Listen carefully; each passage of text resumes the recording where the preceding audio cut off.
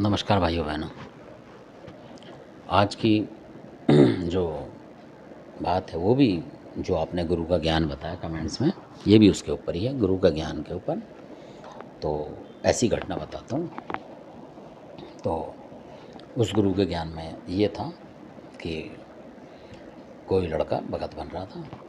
तो अब वो भगत बन रहा था तो उस टाइम पे जो सोवर वगैरह था तो उसमें बन रहा था वो भगत लड़का। अपने कूद फांद मचाते थे। बहुत से लड़के ऐसे होते हैं कि पढ़े लिखे तो होते नहीं है, वो थोड़ा बहुत पढ़ा और माँ बाप को भी उल्लू बनाने की तैयारी में रहते हैं कि अगर मैं बना उधम मतलब थोड़ा सा उधम नहीं काटूंगा तो ये मेरे को बनाएंगे नहीं। ऐसा भी शौक होता है किसी किसी को, अगर 4-6 भाई हैं तो वो सोचेगा मैं बन जाऊँ मैं बन जाऊँ। इस तरीके से कंपटीशन हो जाता है उनमें। तो ऐसे ही कुछ था वो, जो कि लोग कह रहे थे कि भाई इस तरीके से कर रहा है, जानबूझ के भी कुछ करते हैं भगत बनने के चक्कर में। तो ऐसा था।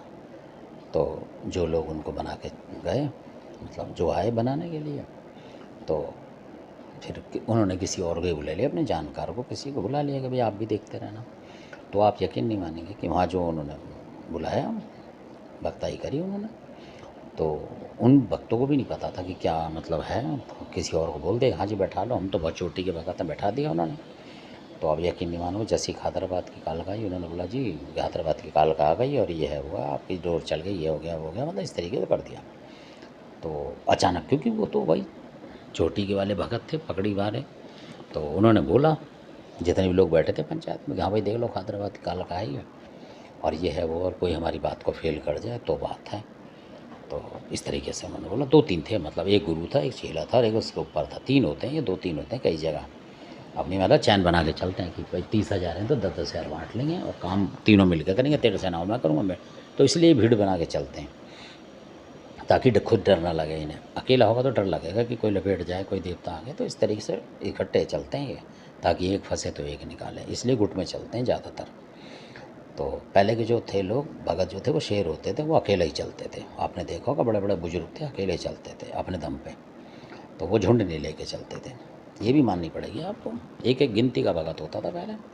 उत्तर प्रदेश वगैरह में इधर उधर कहीं भी आपने देखा होगा, मध्य प्रदेश में भी, तो अकेले चलता था भगत। कोई बुजुर्ग होगा तो उसका नाम होता था, कौन है फलाने। तो वो झुंड लेके नहीं चला करते थे, होते ही नहीं थे उन पे इतने। तो कोई बुरा ना माने, पर वास्तविक बात है ये। तो जब उन्होंने बोला तो किसी ने बोला कि भाई आप चेक कर लो, किसी और ने जो बैठे हुए थे कि भाई आप चेक कर लो, भाई कुछ हैदराबाद का लगा है। तो वो कहने लगा नहीं जी हैदराबाद का। तो किसी ने बोला वहाँ पे कि नहीं जी हैदराबादी काल का नहीं है। तो वो चिढ़ गए, उठ गए, सीट छोड़ के उठ गए, लड़ने के लिए तैयार हो गए, नहीं जी हैदराबादी काल। वो कहने लगे बिल्कुल वास्तविक बात है ये, और ये भी यूपी की बात है, और यूपी के एक शहर की बात है जो कि दिल्ली से लगता हुआ शहर है। ये भी बताऊँ आपको, पूरी लोकेशन बताता नहीं हूँ मैं।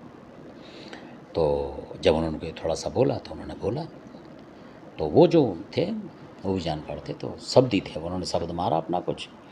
तो हैदराबाद जिसमें आ रही थी वो रूप पलट गया, रूप पलट गया। ना कि उन्होंने हाथ लगाया, आजकल तो हाथ लगाते हैं उस पर, ये करते हैं, वो ऊपर चढ़ा और नीचे चढ़ा, वो बैठे बैठे करते थे। ये वो लोग थे, उत्तर प्रदेश के ही थे वो। तो उन्होंने वहीं बैठे बैठे अपना कुछ करा करिश्मा, तो काम हो गया वहाँ पर। तो बदल के जब उन्होंने बोला हैदराबादी काल का नहीं है, जब उन्होंने देखा, जब उन्होंने उसको मतलब बोला, उसके गुरु हाँ भाई हैदराबादी काल का ये वो करते, तो उसका रूप बदलने लगा, कुछ कुछ करने लगा, कभी मुंह फाड़े कहीं कुछ करे। तो बोले भाई ये वाक्य में, अरे तो हैदराबादी काल का नहीं। वो उनको भी सहम गए। तो वहाँ क्या निकला, कोई मुसलमानी प्रेत। तो वो जो बैठे हुए थे जिन्होंने बोला हैदराबाद का, लेकिन कह रहे देख लो जी ये फलानी चीज़ है कि नहीं है। तो वो चुप हो गए एकदम से। फिर क्या करते हैं, और पैसे तो उन्हें लेने ही हैं। फिर वो उन्होंने अपने चेले को बोला भाई जल्दी उठा इस चीज़ को, तो कोई और चीज़ है। फिर उठा लिया। ऐसा हुआ वहाँ करिश्मा। तो फिर दूसरी चीज़ बुलाई, दूसरी चीज़ भी उन्होंने पकड़ ली, सबल सिंह बावरी उन्होंने खिला दी। और उन्होंने कह दिया सबल सिंह बावरी है ही नहीं है, जयकारा बेशक ले रहा है बागड़ सागड़ का, कर है ही नहीं। वो इतने कलाकार लोग थे पुराने जो सुलझे हुए थे।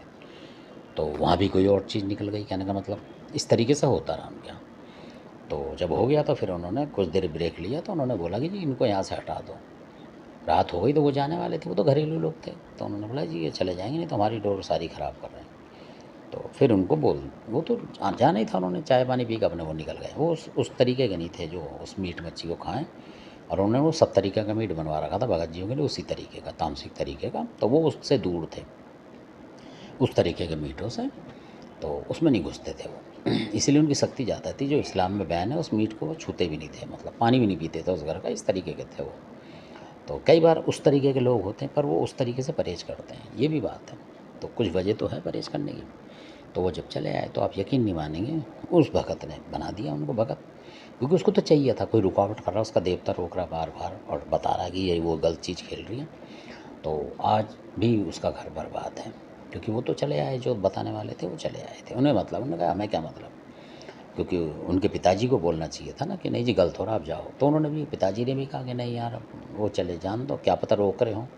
तो हर आदमी को पता नहीं होता, अनजान थे, वो शरीफ आदमी थे उनके पिताजी, तो बन गए, वो लड़का भगत बन गया। मतलब उस तरीके जो भी उन्होंने कुछ बता दिया। उसके बाद उनके घर में लगा लो इतनी मतलब कुछ हुआ घटना, यानी कि वो पिताजी थे वो भी स्वर्गवासी हो गए, उनकी माता जी भी हो गई, लगा लो 2-4 साल के अंदर ही।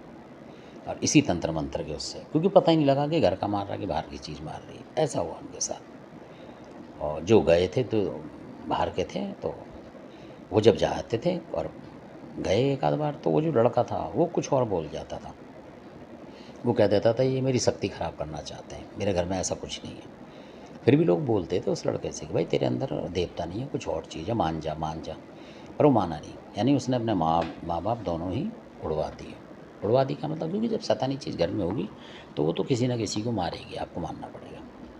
तो इस तरीके से हुआ, उनका घर पूरा चौपट हो गया। मतलब जो कि पहले एक आलीशान घर हुआ करता था पिताजी के टाइम में, शान थी उनकी, माता जी के टाइम में, वो शान ख़त्म हो गया, यानी कि दर दर को मतलब रोटी के लिए भी परेशान हो गया। आप ये मान लो कि प्राइवेट नौकरी है, पिताजी सरकारी नौकर थे, तो अब खाएंगे पिएंगे कहाँ से, मतलब उस तरीके से, क्योंकि कम पढ़े लिखे हैं, तो इस तरीके से भी होता है। इसलिए मैं कहता हूँ पढ़ना भी चाहिए, ताकि आप अच्छा कुछ काम धंधा भी कर सको भक्ताई के अलावा, और अपना पेट पाल सको, वो भी ज़रूरी है। तो क्योंकि कम से कम तुम्हारे साथ जो घरवाली आ रही है वो तो पले अच्छी तरीके से, कुछ सुख उठाए, तो इस तरीके से। तो ये बात थी उनकी, तो उन पर रोक था इस तरीके, उस लड़के पे, जो उन भक्तों पे भी होगा या क्या था भगवान जाने, उनका घर सुधरा नहीं, यानी कि उसमें कोई सही देवता ही नहीं आया, कहने का मतलब इस तरीके से। तो आपने वीडियो देखा है, और कई बार ऐसा भी होता है कि कई चीज़ें गलत डाल जाते हैं भगत, तो ये बात थी। और सबसे बड़ी बात ये थी कि फिर बाद में पता लगा, जब लोगों ने ढूंढा, जो उसको गुरु बना के गया है, मतलब एक तो उसका गुरु हो गया ऊपर का, मतलब एक और ऐसे 2-3 थे वो, तो जो सबसे छोटा वाला हुआ वो उसको बनाएगा ना, जो तीसरे नंबर का होगा गुरु, वही तो बनाएगा, वो तो उसका चेला हो गया मतलब। तो उसने अपने चेले को बनाया गुरु, जो गुरु था उसका भी एक गुरु है, उसका भी एक गुरु, ऐसे आते हैं ये लोग कि जी हमारा भी सम्मान करो, हमारे गुरु का करो, जो बना रहा होगा उसका एक गुरु होगा, उसका भी सम्मान करो, फिर उससे ऊपर वाले गुरु का सम्मान करो। मतलब बोतल से, पकड़ी से और पैसों से ऐसे होता है। तो उन तीनों का काम चल जाता है, 3-4 का, और बाकी उनकी फ़ौज होती है। तो इस तरीके से कर रहे हैं लोग आजकल काम, इंसानियत नहीं देख रहे हैं। तो अब क्या हुआ, कमाल की बात, फिर किसी ने बताया कि जिसने उन लड़के को बनाया था भगत, तो उसके घर का कोई दरवाज़ा पीटता था रात को, बताओ, जो कि दूसरे घर में आके भक्ताई कर रहा है। और लोग बताते थे, जब उसको मिले, उस भाई किसी एरिया में वो जहाँ का है वहीं तो पता लगेगा उसकी असली बात। अब दूसरे एरिया में आके तो उसको टोपी पहन के आ गया, तो लोग सोचेंगे कि भाई महान आदमी है। तो जब उसके घर के आसपास गए, जो लोग थे उन्होंने बताया, कोई बात आई काफ़ी दिन बाद। तो क्योंकि पहले तो शक्ति वाला मानेंगे यार, भगत बना के शक्ति है इसमें, तो शक्ति नहीं होती इनमें। तो उसका घर का बताने कि दरवाज़ा पीटता था कोई रात को आके, और वो दुपक्के खाट में सो जाता था, मतलब घरवाली के साथ उठता भी नहीं था वो। मंत्र मारने तो अलग है, मंत्र तो जब मारे जब उसे आते हो। अब ना वहाँ उसके गुरु हैं, ना गुरु के और परदादा गुरु हैं, वहाँ तो अकेले ही लेटा हो घर में, तो क्या करेगा। तो बता रहे उससे वो बीमारी नहीं कटी, मतलब ना उसने ढूंढा डर के मारे, क्योंकि उसको पता था कि रात को इतने घंटे बजाएगी, बजान दो, मैं तो सो रहा हूँ चुपचाप, दिन में तो होती नहीं है ऐसी चीज़ें। तो ऐसा भी होता था। ये आप सोचेंगे कि देखिए कैसे भगाते हैं, जिनके घर में खुद परेशानी है कि कोई उनका दरवाज़ा पीट रहा है, इसका मतलब कोई आत्मा है ज़रूर जो कि परेशान है, जो पीट रही है, और वो भगत दूसरे को बना के जा रहा है। तो बताइए, तो जब वो जिसको बनाएगा तो उसको नहीं डाल देगा उसके अंदर, या कोई और लोग वो जो उसका दरवाज़ा पीट रहा है कल को उसके घर में किसी और तरीके से उसे पीटेगा, ये तो माननी पड़ेगी आपको। तो ऐसे भगाते हैं। और जो लोग मेरा दूर तक वीडियो सुन रहे हो, मतलब दिल्ली से बाहर तक, वो उन्होंने सुना होगा इस भगत के कि हाँ उसका घर पिटता है, और अब पिट रहा है नहीं पिट रहा, अभी 2-4 साल तक भी उसके घर में था, बता रहे लोग, बोले कि कई साल से पिट रहा है, मतलब उसके घर का दरवाज़ा रात को कोई पीटता है, मतलब आवाज़ भी देता होगा, पर इतनी बात पता लगी उन्हीं के लोगों से कि जी ऐसा भगाता है ये।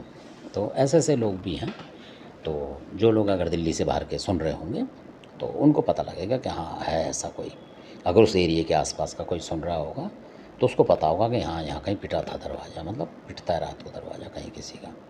और जबकि वो तुर्रम खा भगा था, एक तरीके है तो कम उम्र का ही लड़का, पर वो दादा वादा जो है उसके मतलब पिताजी जो होते हैं गुरु, उसका गुरु इस तरीके के होते हैं, वो आपस में मिले जुले होते हैं वो, तो इस तरीके से भी होता है। तो धन्यवाद, आपने गुरुओं की महिमा देख रहे हैं आप और सुन रहे हैं, और आप इसका आनंद लीजिए सिर्फ। धन्यवाद। और आप सोचिए कि कहीं आप ऐसा गुरु तो नहीं ढूंढ रहे हैं। धन्यवाद।